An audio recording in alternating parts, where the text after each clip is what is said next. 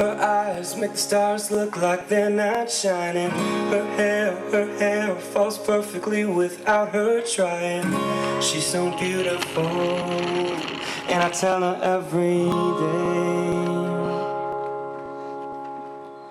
Yeah, I know, when I compliment her, she won't believe me. It's so sad to think that she don't see what I see. But every time she asks me, do I look okay, I say, when I see your face, there's not a thing that I would change. 'Cause you're amazing, just the way you are. And when you smile, the whole world stops and stares for a while. 'Cause girl, you're amazing, just the way you are.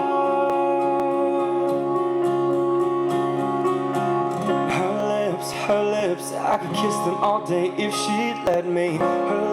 Her laugh, she hates but I think it's so sexy. She's so beautiful, and I tell her every day.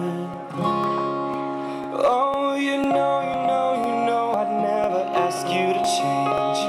If perfect's what you're searching for, then just stay the same. So don't even bother asking if you look okay. กูชาไปทำมันชื่อโอเคบางชื่อดูไปก็เจ้ารู้เชิงเราบางชื่อใหญ่เดี๋ยวชื่อไปเดี๋ยวเราทำแต่บางชื่อไปก็เจ้ารู้ชื่อก็พูดตัวเป็นโมบางชื่อไปขวบก็ไอ้บางชื่อจัดโซอย่างเป็นโอโนแล้วก็เลชาไอ้เป็นสมมติอย่างจังที่เจ้าชื่อสุนเบจงอาเมนเรื่องตัวอย่างตัวมอตุนชายคือเชงเฮอสีตัวชื่อไปเดี๋ยวข้าง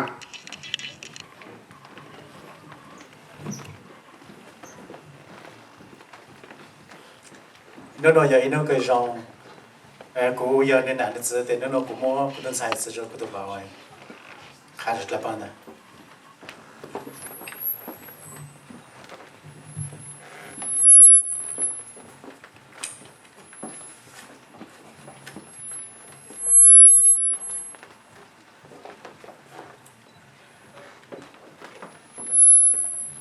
Good afternoon and welcome,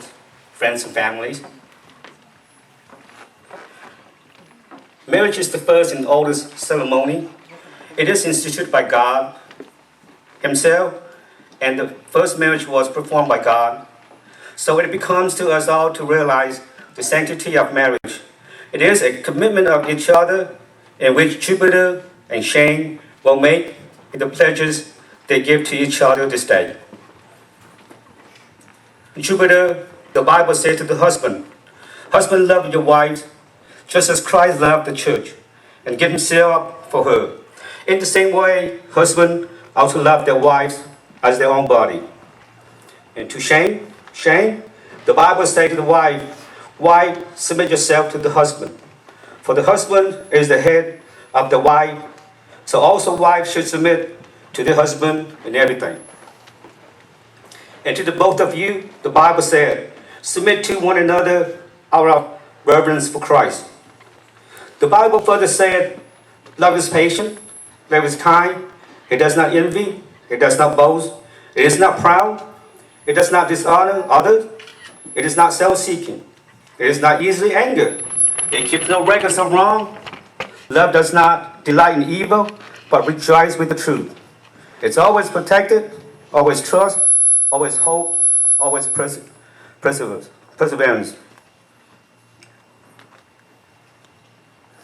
Before God and these witnesses, do you, Jupiter, take Shane her to be your wife? I do. Will you love and comfort her, honor and keep her in joy and sorrow for as long as you both shall live? I will.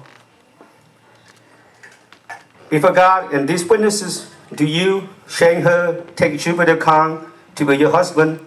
Will you love and comfort him, honor and keep him in joy and sorrow for as long as you both shall live? I do.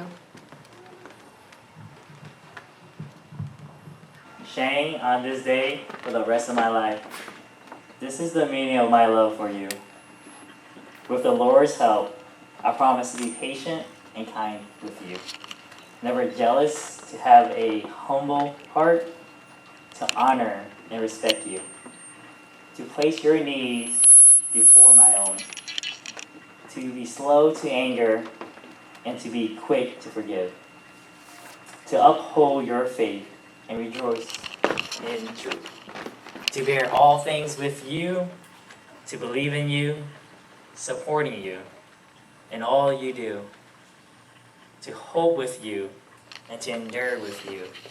in faithfulness until we are home. I promise these things, Christ our Lord. I, Shane, take you, Jupiter, to be my wedded husband. With deepest joy, I receive you into my life, that together we may be one.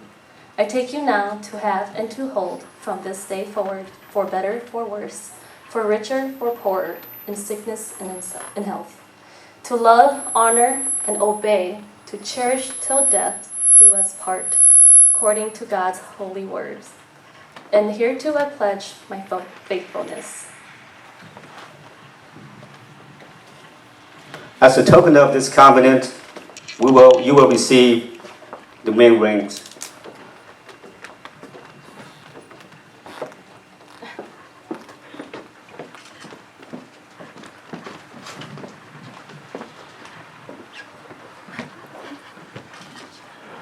With this ring, it is unbroken circle. It's a symbol of eternity, and the gold is a symbol of purity,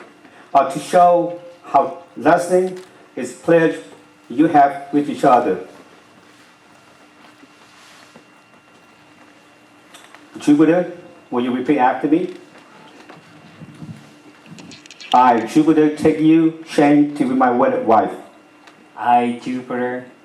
to take you to my wedded wife, Today and forever. today and forever. Okay, you may place the ring on her finger.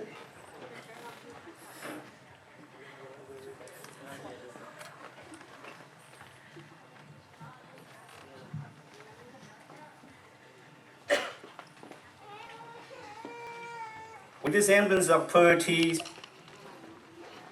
and endless devotion, these marriage vows have been made here and now forever said.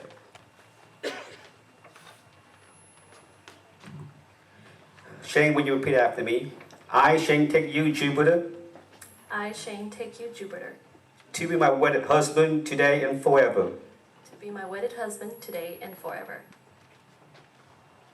You can put the ring on his finger.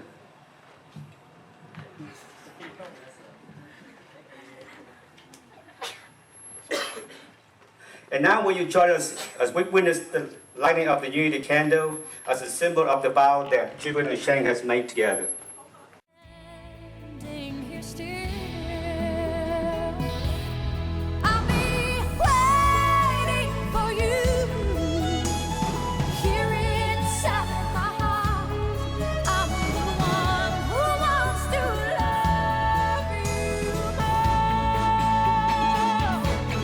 You will see I can give you everything you need. Heavenly Father God, you who has consecrated the state of matrimony, look mercifully upon this marriage between Jupiter and Shane. May they love each other, honor each other, cherish each other, and so live together in faithfulness and patience, in wisdom and true godliness, that their home may be a heaven of blessing and of peace. We pray this in Jesus Christ our Lord and the Holy Spirit, one God. Amen. Inasmuch as you, Jupiter and Shane, have consented in holy matrimony and have witnesses the same before God and these friends, by virtue of the authority vested in me as a minister of the Word of God, and by the law of this state, I now pronounce you legally husband and wife. Therefore, what God has joined together, let no man separate. You may kiss the bride.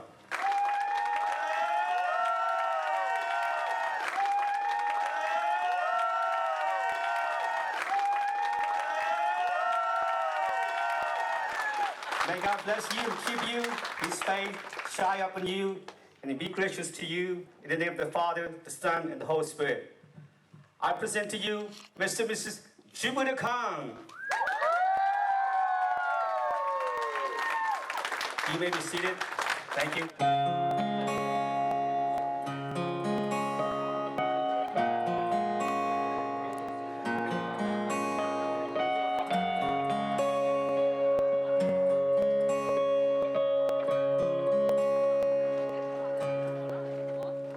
Oh, her eyes make the stars look like they're not shining. Her hair falls perfectly without her trying. She's so beautiful, and I tell her every day.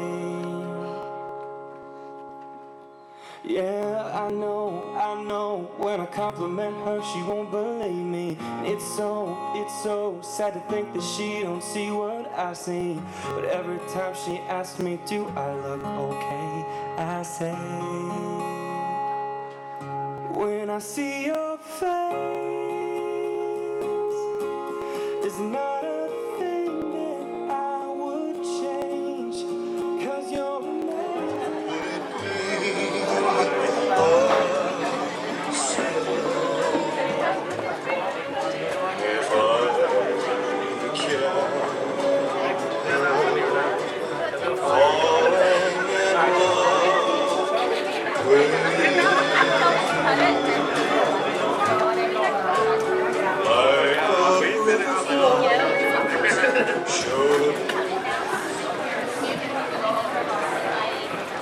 Everybody's attention, we're going to be introducing the bridal party.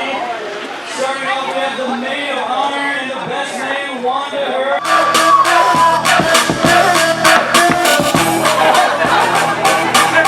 We have Ma Her and Mei Xiong.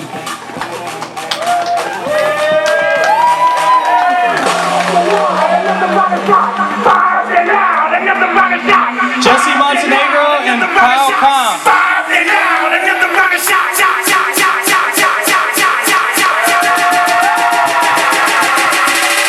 If everybody will stand up now, introducing the newlywed Mr. and Mrs. Jupiter Kong.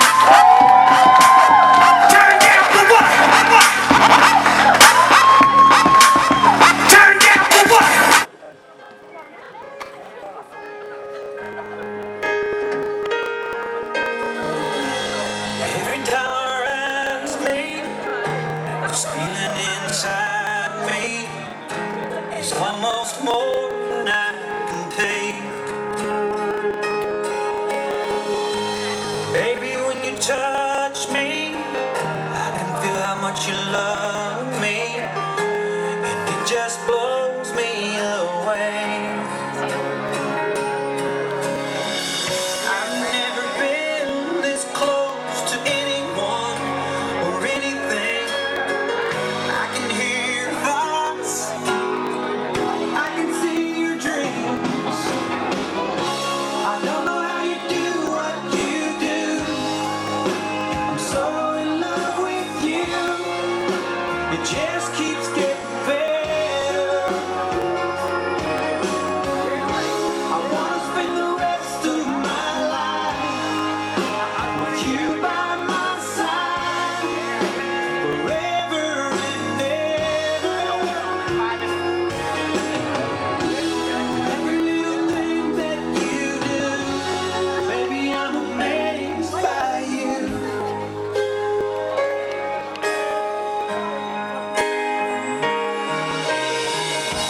smell of your skin, the taste of your kiss, the way you whisper in the dark. Your hair all around me, baby, you surround me. You touch every place in my heart. Oh, it feels like the first time, every time. I wanna spend the whole night in your eyes. I don't know how you do what you do. I'm so in love with you. It just keeps getting better.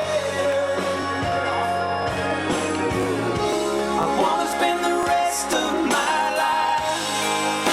with you by my side, forever and ever. Every little thing that you do, baby, I'm amazed by you.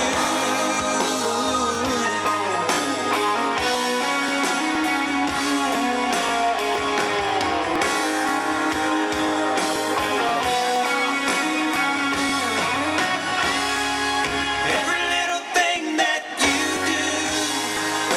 I'm so in love with you. It just keeps getting better.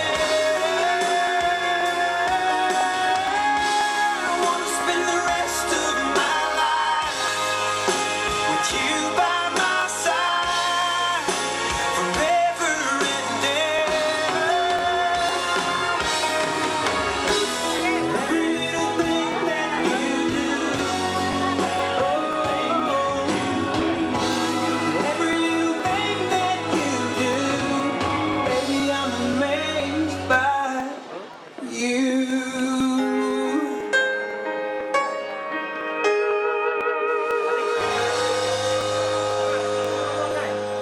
xe bây giờ là rong xe thằng đấy rong xe ở đây châu trong mỏ nó chỉ muốn đây bây giờ là theo tàu nó giờ đây rong xe ở đây ở thằng này chỉ châu này chỉ có hai lũ tàu mong để nó bây giờ ở cả short giờ này chỉ sáng tông ổn định giờ này đã thay cho sáng tông thì miền sáng tông cái lò bên nó đây trong là họ hỏi cho ý trong đó trồng chứ ý trồng cứ trồng tì trồng xanh trồng rê chữ xanh giờ buổi chiều tự chủ hơn rồi cho sáng nay rồi trẻ nên chẳng mong hơn mà đó có giấy mà cái chữ xanh rong cái của tôi giúp ra cô tao vô nhang tôi của rong sa hãng congratulations nhang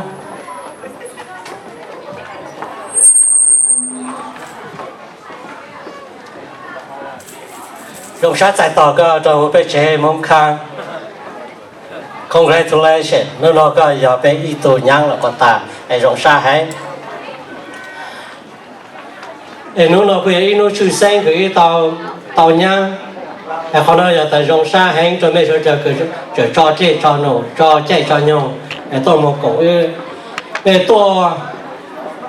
bên cái lưu yên công nghiệp hồ tôi bảo vệ bên cái nhà cái trang cái khổ bì tôi họ thì mẹ tôi là tôi cầm lòng chạy là tôi xây rồi em tao lên cái tôi ý trong này nó nhưng ở chỉ tao giờ ta mẹ chỉ băng để vừa bao mẹ ở trong đó cho mẹ số lên số từ cái mẹ tao băng là tao ở bên hoàn thì nó ở bên sau là tao ta này nó để trong sát chạy tao mẹ số lên số tu nó là cái tao nhang là họ nói để tu để nhang là bao giờ rồi để tu bao là tu bao tu chỉ bao là nhiều chỉ bao mẹ hoặc là chỉ mà ý ở nào ở gì ý anh chụp con trong mẹ tu san gì chụp cái mẹ tao帮助到sau một cái tu để nhang nó là phát phẳng cho mẹ số lên số tu ta mẹ帮chỉ帮khai mua lá chỉ nhớ gì họ tu là mẹ chỉ họ tu là chỉ bao là mẹ ta tụi nó dễ ư dễ mê ha để đó đâu rong sa hẹn cho bé chân soi tu ở chưa sáng hẹn rồi bé trẻ nên chẳng mong ha bây giờ nên ở trắng là ta ở bên tả rồi là chia ta nói là ta thay ra để có gì giải ra là cô mẹ cô giờ tập bé ít tu mỏ rồi cho mẹ sau đó luôn giống mỏ cô giờ tập bé mẹ ở từ gần xài rồi ở bên nhang ha bên nhang giúp rồi cô giờ từ thi bé và nó giống sai hay bé ở cái số cái này cái trắng để hai đứa cô cho cái nó mong tại bé là do ở phụ cho giải cho nè vô bữa cho nhau rồi bên nhau cho nhau trên nhau gì là nó bé tàu bé tàu xài là tại bây giờ phụ cho giải cho mong xem mà bé cô cho chẳng có chẳng một tại ra có thể giờ gì là cô ha là làm mấy làng ở đây cho cả bé chúng mua giờ gì tại ra hồ mua giờ gì là yên rong ở ra ta hồ cho nó là họ đây họ là ta là tên là tận trâu lâu ở trâu phố hồ cha nó xem mà tại ra cô chuẩn trên chơi mùa hay giờ gì hết để cô hồ tao ra phố là mẹ cô rằng cái chỉ phúc ấy nó bé tao là tại bây giờ sử dụng mong cho yang phải số của hàng là cho mẹ số ra trong sáng hay cho bây giờ cái tao ở tại tuần sai sử dụng tại tuần sai rong lo bên nhang tôi trong cô là bây giờ cho cô rong hay dùng gì cô cho bây giờ là còn là rong sai hay bây giờ cho ở chỉ là cô rong sai hay rồi cô chế cứ tì nhá cho nó cái xây nhà mồi giả lâu rồi tôi một nào chỉ làm trong lắm cô chỉ ta lên ta mua giúp để cháu phong cháu dư sau này cái ra này là bỏ phử là cái mà rồi cho bây giờ nhau rồi nó sao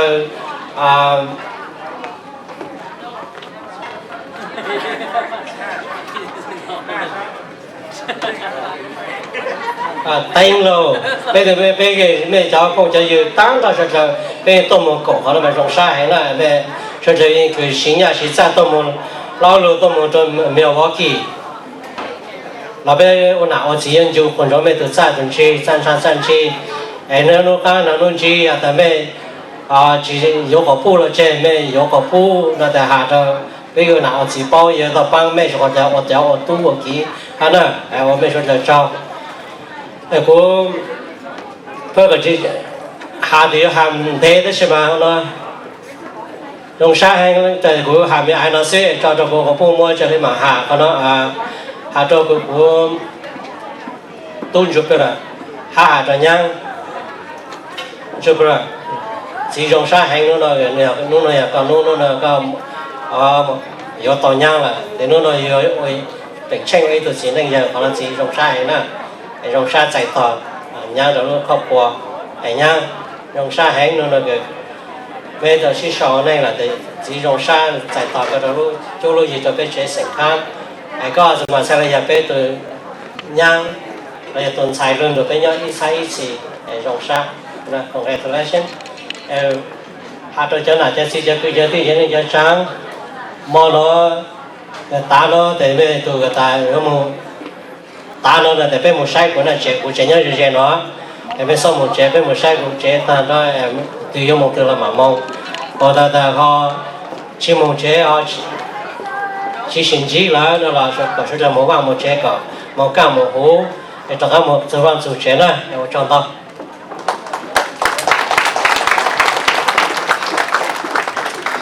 hạt lù ni rễ trong vòng dư cứ lùa ở rong mẹ ra rong tua ua ly cha ở rong cu sa tê cho nó cu ni rong sa tua dù dư ta cũng thấy mùa vào lù vô xuân lệ cu tu mùa mò nhà thì cú yo cho phong bao xuống về tu chúa cú tu cho hay yo cho pro tiền ca trắng nu chúa cú nhà tu đò cú yo tao chúa tiền chúa ta lư mà của nhon mong châu Hani cha cha tăng nó đi rong nà lo rong sống ê rong mê sa rong ô lê cha ở rong cu sa tê Hani thì của chỉ tại ra nó cũng thấy mùa vào lưu thì ở cu tu mùa mò nha thôi ơi cho pro pro xuống về tu cho cu tu chơi cho pro tiền cá trăng nụ pro nọ cho cu nha ô thu à cho tu tiền ra nó cu tao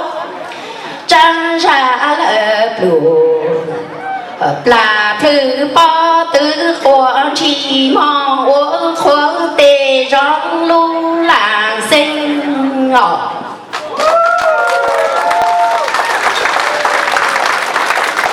trong sa chạy to ít chồng là chỉ cứ tên anh trà cứ mấy tô cổng của tôi nha ha của tôi tu lu trong nó nọ lu mỏ để nó giờ ít lu mỏ cứ rong sa cờ cứ bây giờ giờ chơi của tôi tu giải tỏ của tụi nhau lột trộn hồ lô vào lột trẻ ổn đây trong lời của rong sát rồi cho nà gì cho người nà gì cho tu cho nha cho thầy cho vợ cho bu chua giờ chua cứ tô ban của nó nọ giả sĩ ru khân gầu cứ ban nhà ban ra ban là ban ru nhà cha ban là lâu lù là lang ru trẻ ban bỏ lên tờ ha cho cô cho tết lang cô cho chít lang hai lúc nó cứ cú rong gao nó giờ có thể lan hình rong tăng khi nó mà không có lại ta hát thơ ra cứ của tôi tết là khu của nhập bao khu của châu ra nó cũng tao có học của pin ấy của rong sáng cho ban từ nó luôn từ công hành ha nước từ mùa công hành ha tôi ý chia sẻ ở từ ở chạy tệ ở mấy châu nè cho fruit decoration từ nó giờ luôn tại tay lì nhang qua nhang triệu qua thìn cho rau cho mò luôn tại cô tịch lăng nhà cô hai nhiệt dây lên hai mẹ cho chúng tôi cứ cũ tôi bị ta cho phở giờ cô nhà sài bò giờ tôi uống cho la giờ cô nên tại bàn tay giờ tôi uống cô rau sa hay cô giờ chỉ một lần chỉ bao rồi mẹ ta chỉ cũng có chữ của tôi khen, có ba cụ có son non tàu son non chơi có healthy, đủ mình nhau forever, bé mà mong cái, ấy cụ bao chỉ tao mấy tôi ra đồng chí cho cái dòng nó nọ, là cuốn rơi hay ta ban chữ có phòng pro mà cho mình, ấy cụ rau sa của mấy trâu, cụ lù lù của mấy trâu số là cụ tôi chỉ sợ hắn rau mấy sa, là cụ tháo ra gì đấy mấy, hai rau sa cái cụ bao nhiêu hai vậy chưa? ở tù mấy tù của tôi miễn giải luôn luôn rồi nó là của tôi thật ra cái ấy yếu mà mấy sa ta chỉ dùng của sa này ấy của mấy chồng hay cho trên này muốn hơi cứ nhớ tới nó mấy giờ của lấy gì mấy giờ của lấy chưa ấy của dùng sa hay giờ giờ của chỉ tao mấy tôi xài lại mấy lúc của giờ chỉ tôi vô ấy của chỉ mua giờ gì chờ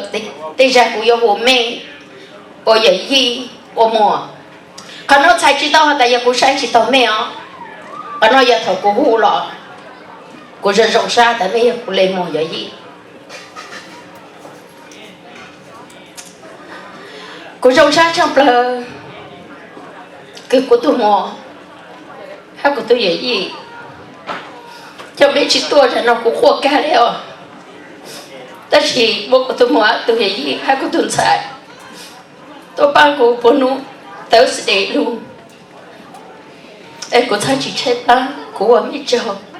cứ ta nó bây giờ lúc anh là tu lúc ôm mọi vậy gì em của mấy trò của trò trong đời đó của trẻ cứ tin cứ ba của giả cứ ra cơn trường trò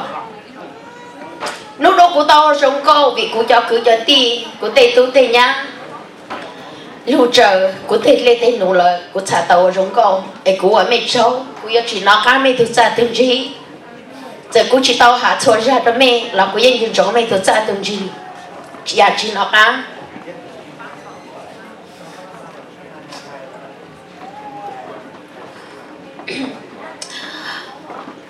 cô cho tại lúa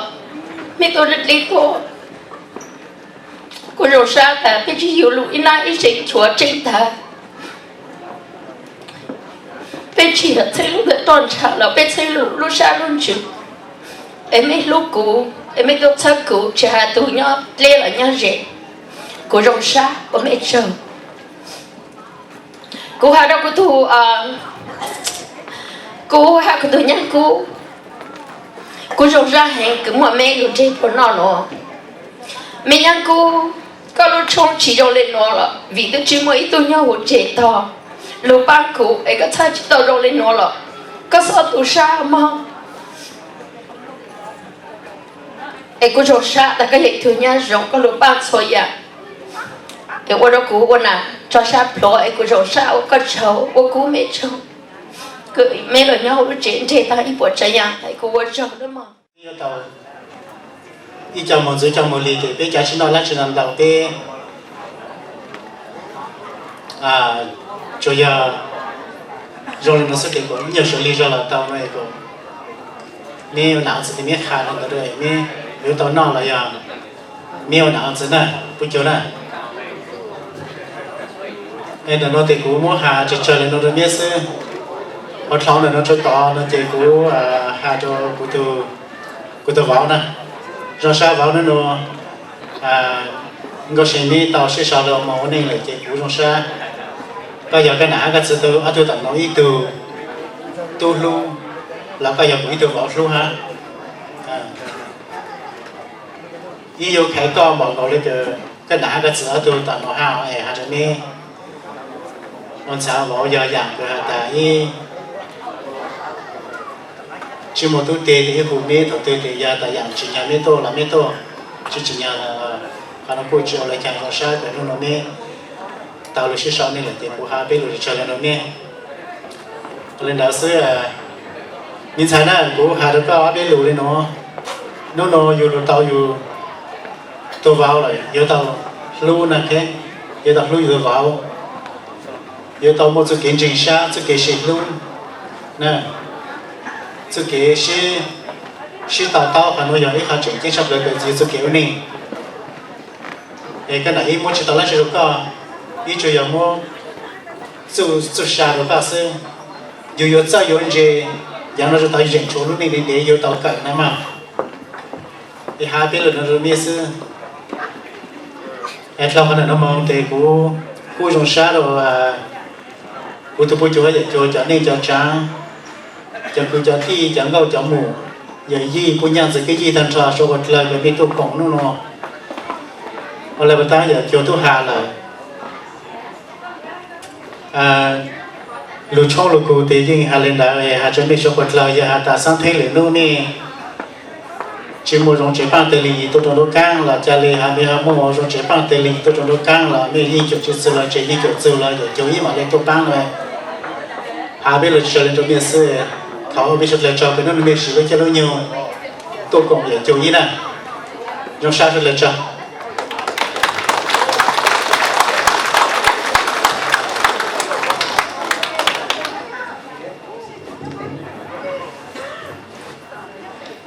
ยองชาnó nọ mẹตัวกงอีตัวใส่ตัวลูกtrong lúc phải lý nó xa gần cao chỉ mấy dạng bảo tàu mẹ cho lên cho những chế cho là cho cả chế này tô bán lên bán chợ bán nhà xe tô là nó xa ô mẹ số cho cái này cái trắng cái phong cái dư tiền câu tiền một số là cho nó của chỉ cho hạ thì của hạ bên luôn này nó sẽ của hạ cho sinh ha bảo tù bảo là của trong xã đã có tàu của tuần xa là của trong xã gần cầu này mẹ là chứ là cái mẹ in lên luôn in lên mà in lên luôn in lên một lần chứ là chỉ cho là chỗ cái là cái chữ tu chuối y để mẹ hỗ trợ nô ha sinh cũ hạt cho con lắm mà cũ yêu tao con là cũ chỉ cho khó chỉ cho khá con mà con luôn đen là giờ nó giờ con luôn đen từ từ nữa con mà chủ lo nhau con mà yêu lo chế tôi này mà yêu lo chế mong nó mà nó cái nào chủ là có yêu tao sợ đủ có xong gì con lo cho lên tiền có yêu cho lên đó mà con chủ cũng nhau thì chú chờ xưa giờ nó mà có lúc này có yếu ổn định tế màu có lo ở địa là có yếu tàu lên kia có mình chụp lo nhau có tàu mà yếu lo đó mà có chúng nó là yếu tàu ô cú hạ bên nó cho có xưa cú chỉ cho hạ tí cái khó cái khai cú như hạ là nó cú cho hạ bên lụt số lượng baoแต่cú yếu cái nã xưa mà thọ của có mà bên lúc này để in lên lúc này anh nhìn chơi luôn này mà khứ nhà của tôi nhà khứ cha của tôi cha mà em mà tu kỹ của bố ba bố chết mẹ giờ mẹ có một lúc nãy lúc dưới lúc đi đó mà lại lo ha nãy có khứ to này là chẳng chỉ có khứ to cái đi đó mà em mẹ mà dùng lo cứ lo đi lo nãy lo dưới nữa thọ mẹ khứ của yang nó mong mấy thứ của tôi mẹ in thằng tao tu in thằng tao chỉ cũng chỉ hai đứa của hai bên luôn là nó cho con số tiền bao tại của nhà cái nã sữa mà ô chào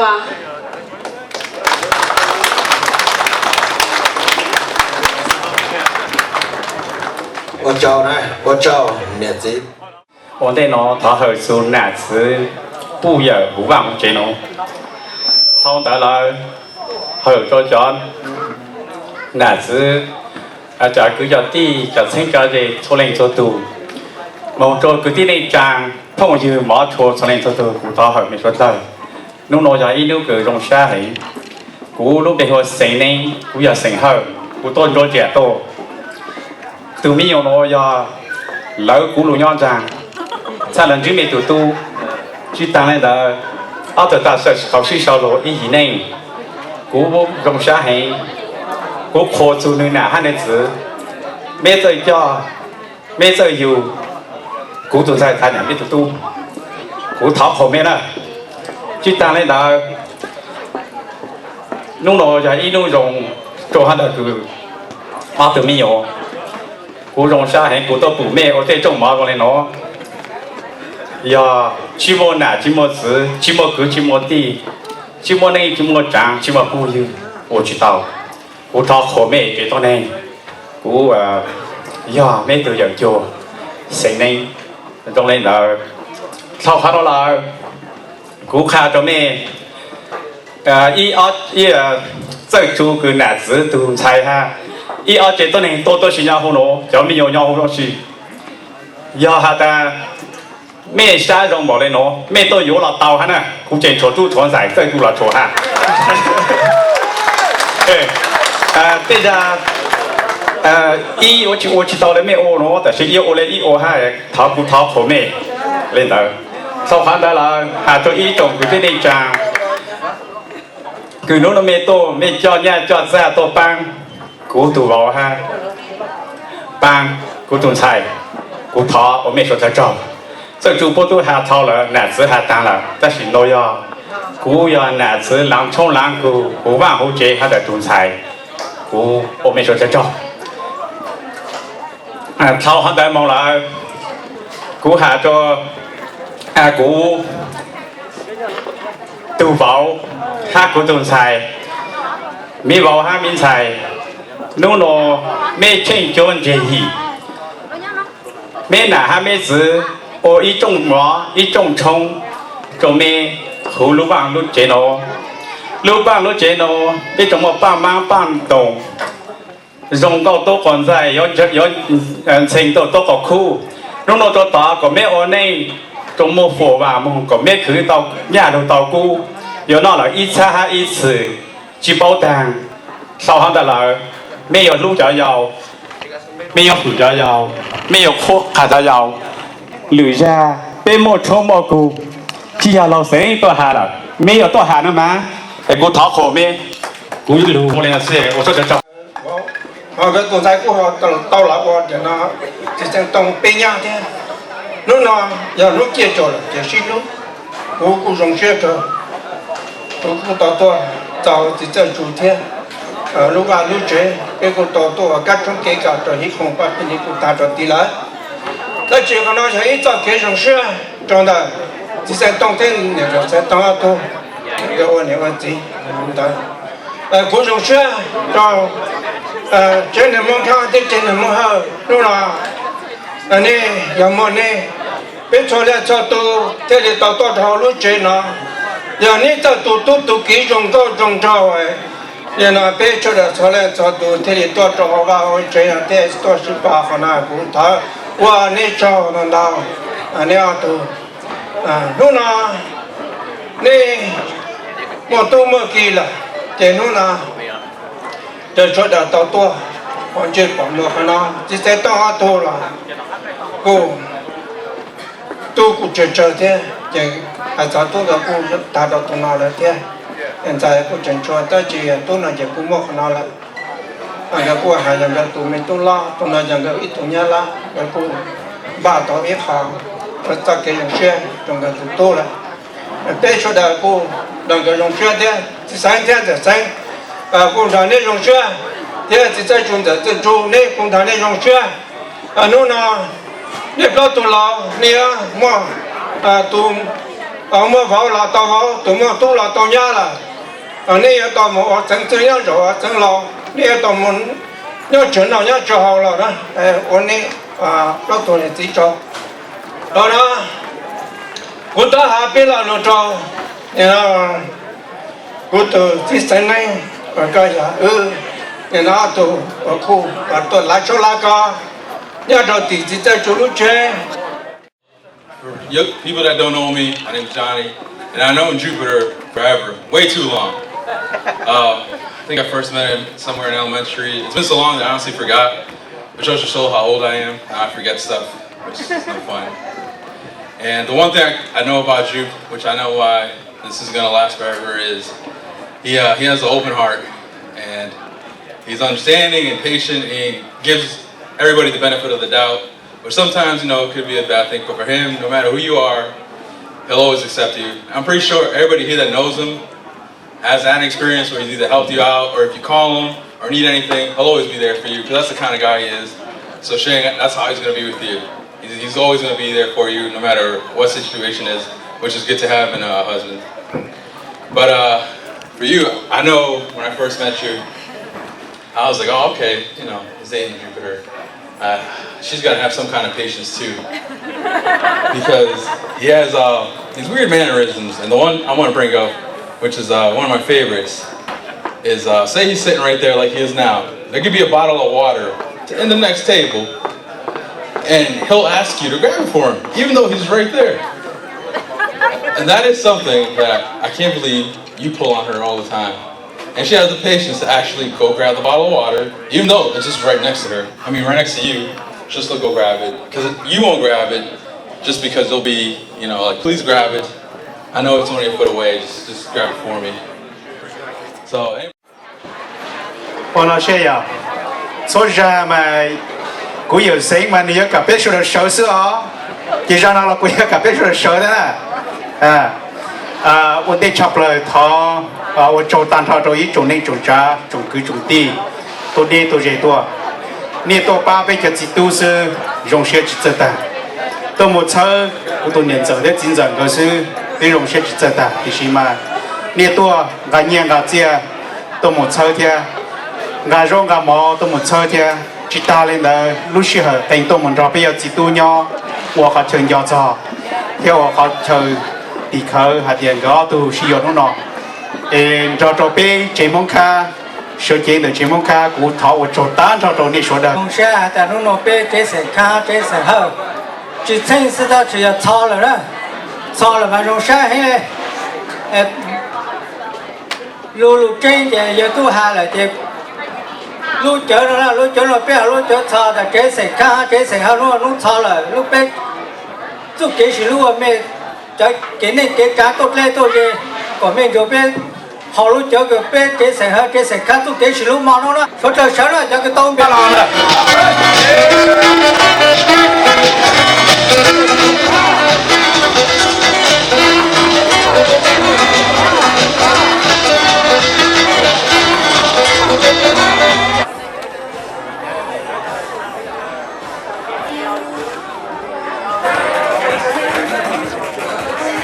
bên nên là mua offline này online cam tao nó online cam đó gì tao offline gì thế sai như gì ok.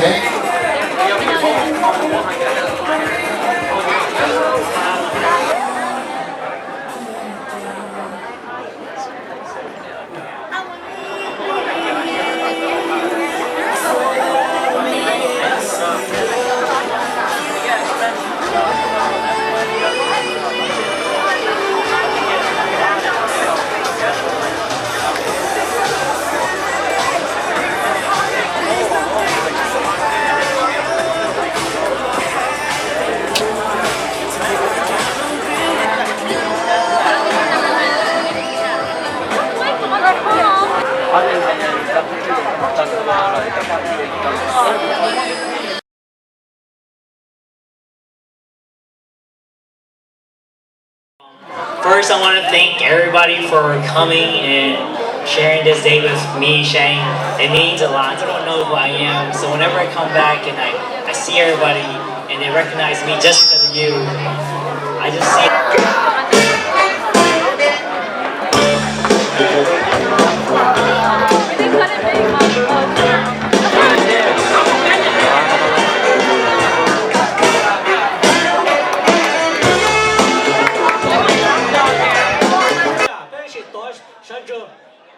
Those who have received a bottle, please stand up. Now, your chito.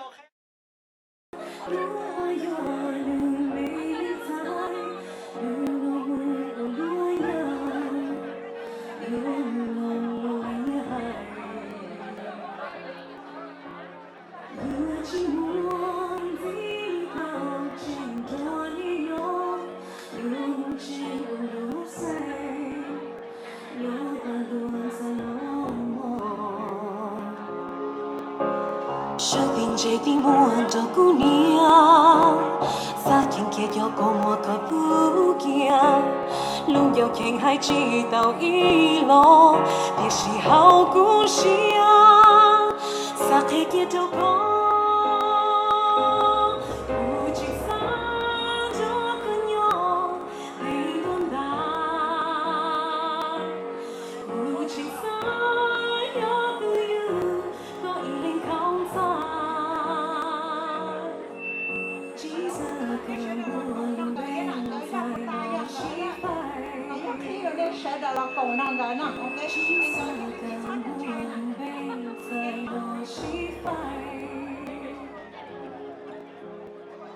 一心我则是可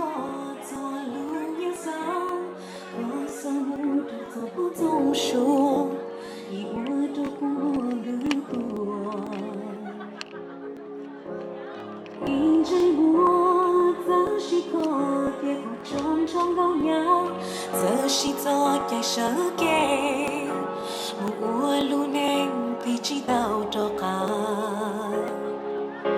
生命这的梦着姑娘，撒天给叫过我个不讲，路要看海知道一路。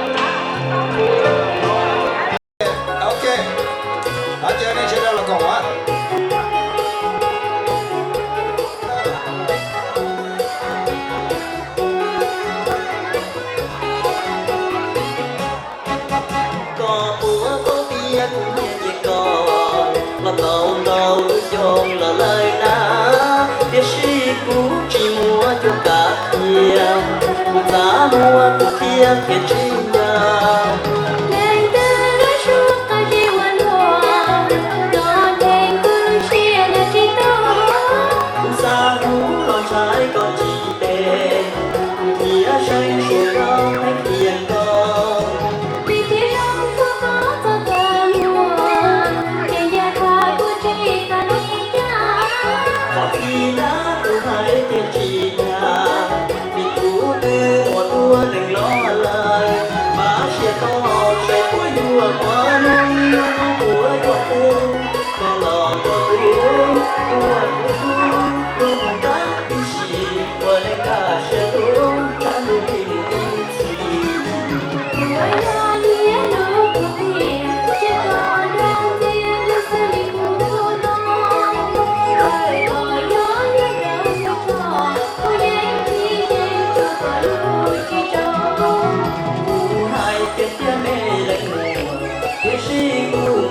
kênh Ghiền Mì Gõ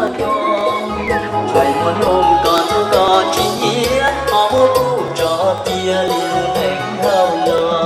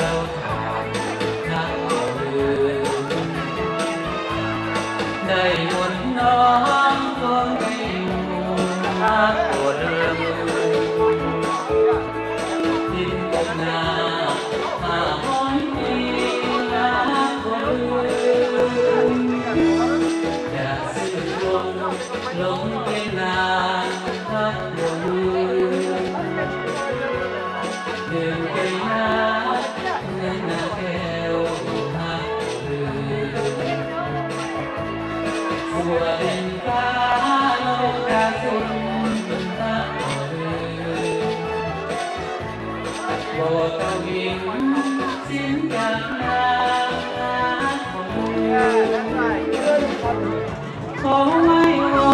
นรักเทวามาปกป้องได้เพียงสมดังใจปรารถนา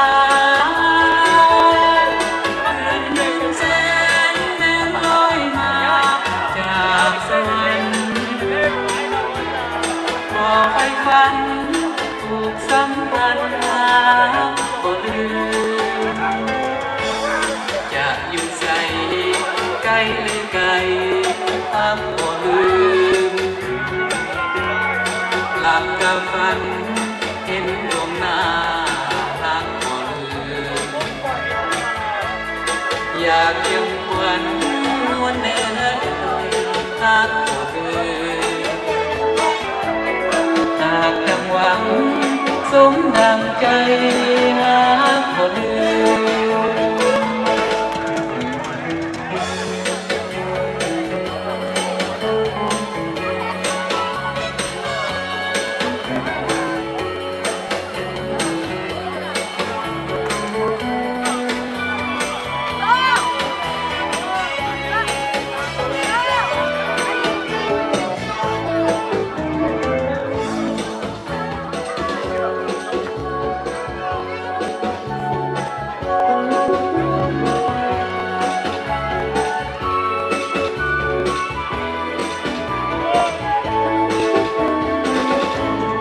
ขอไว้วอนวานเทวามาปกป้องได้เพียงสมดังใจปรารถนาคืนหมื่นแสนแม้นลอยมาจากสวรรค์บอกไปฝันถูกสัมพันธ์มาบ่ลืมจะอยู่ใส่ใกล้หรือไกล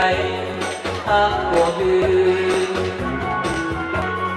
หลับตาฝันเห็นดวงหน้าหากบ่ลืมอยากเป็นควันนวลเนื้อ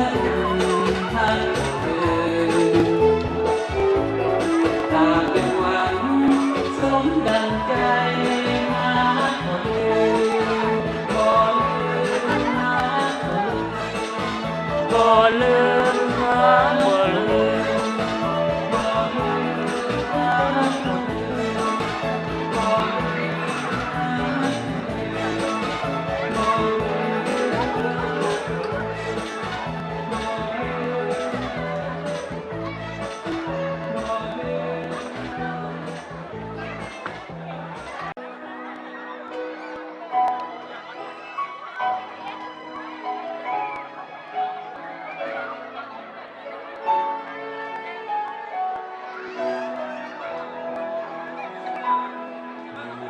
น้อง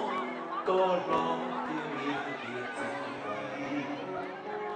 ก็ชี้ตัวกลัวก็รู้ก็มีก็สายเต้าตัวกูก็รู้เชียวก็เชื่อต้องกูก็ใช่น้องในเขาตัวนี้คงอีฉันคงอีใจน้องในอยู่คงอีลูกเมอยู่ที่บุตาอีชียอมจงว่าจือเขาในหัวฉัน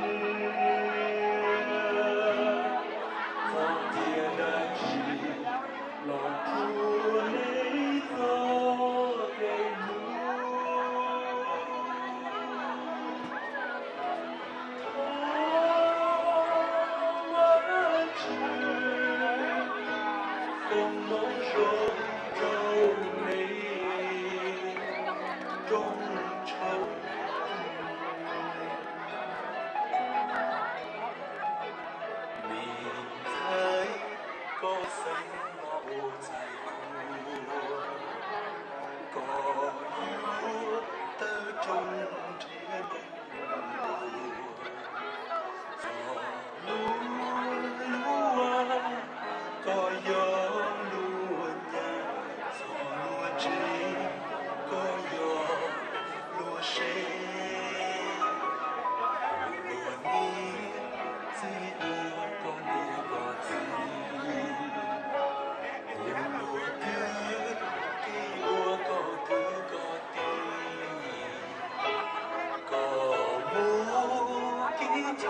那个，我的阿爸哥啊，我来嘛，等嘛来大佬哥。